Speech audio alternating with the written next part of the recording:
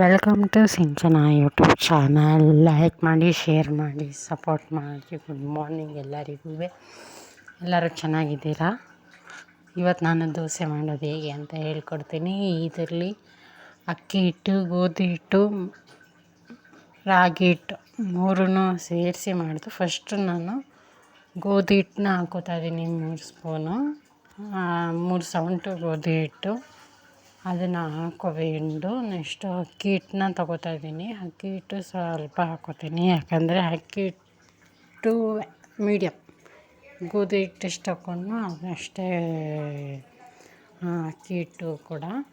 So ಆಮೇಲೆ ರಾಗಿ ಹಿಟ್ಟು ಕೂಡ ಹಾಕ್ಕೊತಾ ಇದ್ದೀನಿ. ಇದು ಕೈಯಲ್ಲಿ ಮಾಡಿದ್ರೆ ನಾನು ಮಿಕ್ಸಿಲಿ ಗ್ರೈಂಡ್ ಮಾಡ್ಕೊತೀನಿ. ಕೈಗಿಂತ ಅಂದರೆ ಮಿಕ್ಸಿಲಿ ಆದರೆ ಬೇಗ ಇದಾಗುತ್ತೆ, ನನಗೆ ಗಂಟೇನೂ ಆಗೋಲ್ಲ. ಸೊ ಗೋಧಿ ಹಿಟ್ಟನ್ನು ಅದೇ ಇದರಲ್ಲಿ ಹಾಕ್ಕೊತಾಯಿದ್ದೀನಿ. ನೀಟಾಗಿ ಹಾಕ್ಕೊಂಡು ಅದನ್ನು ಗೋಧಿ ಹಿಟ್ಟು ಸಮಾಗೆ ಹಾಕ್ಕೊಂಡು ಅಕ್ಕಿ ಹಿಟ್ಟು, ರಾಗಿ ಹಿಟ್ಟು ಎಲ್ಲ ಹಾಕಿ ನೀಟಾಗಿ ಸ್ವಲ್ಪ ಮಿಕ್ಸ್ ಮಾಡಬೇಕು. ಒಂದು ಸತಿ ನೀಟಾಗಿ ಮಿಕ್ಸ್ ಮಾಡಿಕೊಂಡ್ರೆ ನಮಗೆ ಸರಿ ಹೋಗುತ್ತೆ.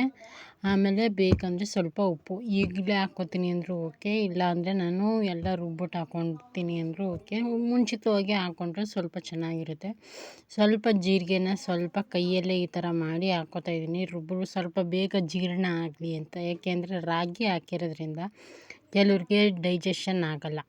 ಅದರಿಂದ ಸ್ವಲ್ಪ ಜೀರಿಗೆ ಹಾಕ್ಕೊತಾಯಿದ್ದೀನಿ. ಸ್ವಲ್ಪ ನೀರು ಹಾಕ್ಕೊಂಡು ಮಿಕ್ಸಿ ಮಾಡ್ಕೋಬೇಕು. ಹೇಗೆ ಅಂತಂದರೆ ದೋಸೆ ಹಿಟ್ಟಿನ ಅದಕ್ಕೆ ಇಷ್ಟಿದ್ದರೆ ಸಾಕು.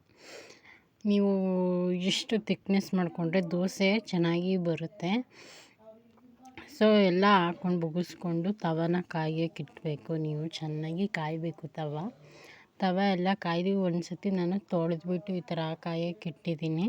ಈ ಥರ ಹಾಕಿ ನೀರನ್ನ ಸ್ವಲ್ಪ ಹಿಂಗೆ ಹಾಕಾದ್ಮೇಲೆ ಚೆನ್ನಾಗಿ ಕಾಯ್ದಿದೆ ಏನೋ ನೋಡಿಬಿಟ್ಟು ಎಣ್ಣೆನ ನೀಟಾಗಿ ಪ್ಯಾನ್ ಮೇಲೆ ಹಾಕ್ಕೋಬೇಕು. ಪ್ಯಾನ್ ಮೇಲೆ ಸುತ್ತ ಹಾಕ್ಕೊಂಡ್ಮೇಲೆ ನಿಮಗೆ ದೊಡ್ಡದಾಗಿ ಬೇಕಾ ಚಿಕ್ಕದಾಗಿ ಬೇಕಾ ಯಾವ ರೀತಿ ಬೇಕು ನೋಡಿಬಿಟ್ಟು ಈಗ ಚೆನ್ನಾಗಿ ನಾನು ಫ್ರೈ ಮಾಡಿದ್ದೀನಿ. ಎಣ್ಣೆನ ನೀಟಾಗಿ ಪ್ಯಾನ್ಗೆ ಹಾಕಿದ್ದೀನಿ.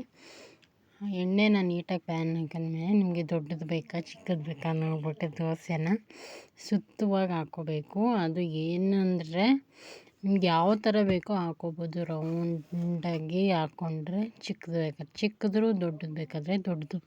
ಸೊ ನಾನೀಗ ಚಿಕ್ಕದಾಗಿ ಹಾಕ್ತಾಯಿದ್ದೀನಿ. ಸುತ್ತ ಎಣ್ಣೆ ಹಾಕ್ತೆ ಸ್ವಲ್ಪ ಚೆನ್ನಾಗಿ ಬೇಯಲಿ ಅಂತ.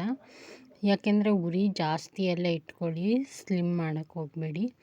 ಸ್ಲಿಮ್ ಮಾಡಿದ್ರೆ ಏನು ಗೊತ್ತೋ ಒಂದೊಂದ್ಸತಿ ಇದ್ರೊಳಗಲ್ಲ ಅದು. ಈ ಥರ ಇದ್ದಾಗ ಸ್ವಲ್ಪ ನೀಟಾಗಿ ಬರುತ್ತೆ. ಈ ಥರ ಇದ್ದಾಗ ನಿಮಗೆ ಬೇಗ ಬೇಯ್ದುಕೊಳ್ಳುತ್ತೆ ಮತ್ತು ನೀಟಾಗೂ ಬೇಯುತ್ತೆ. ಸೊ ಸುತ್ತ ಬೇಯ್ತಾ ಇದೆ ನೋಡಿ, ಅಲ್ಲಿ ನಾನು ಹಿಂಗೆ ಎತ್ತಾ ಇದ್ದೀನಿ ಅಲ್ಲ, ಆ ಕಡೆ ಎಲ್ಲ ಬೆಂದಿದೆ ನೋಡಿ. ಬೆಂದಾಗ ಈ ಕಲರ್ ಬರುತ್ತೆ. ನಿಮಗೆ ಇನ್ನೂ ಫ್ರೈ ಬೇಕಂದರೆ ಬ್ರೌನ್ ಕಲರಲ್ಲಿ ಬೇಯಿಸ್ಕೋಬೋದು. ಬ್ರೌನಿಷ್ ಕಲರ್ ಅಂದರೆ ಕ್ರಿಪ್ಸಿಯಾಗಿ ಬರುತ್ತೆ. ನಾನು ಸ್ವಲ್ಪ ಮೀಡಿಯಮಾಗಿ ಬೇಯಿಸಿದ್ದೀನಿ. ಈ ಕಡೆ ಬೆಂದು ಇದೆ ಮತ್ತು ನೀಟಾಗಿ ಸಾಫ್ಟಾಗೂ ಬರುತ್ತೆ. ಈ ಥರ ಮಾಡಿ ಟ್ರೈ ಮಾಡಿ, ನಿಜ ಚೆನ್ನಾಗಿರುತ್ತೆ. ಒಂದೇ ಥರ ದೋಸೆ ತಿಂತಾ ಇರ್ತೀವಿ. ಈ ಥರ ದೋಸೆ ತಿಂದರೆ ಏನೋ ಒಂಥರ ಚೆನ್ನಾಗಿತ್ತು. ಥ್ಯಾಂಕ್ ಯು ನನ್ನ ವಿಡಿಯೋ ನೋಡ್ತಾ ಇರೋದಕ್ಕೆ. ಲೈಕ್ ಮಾಡಿ, ಶೇರ್ ಮಾಡಿ, ಸಪೋರ್ಟ್ ಮಾಡಿ. Thank you for all. Like ಮಾಡಿ ಪ್ಲೀಸ್.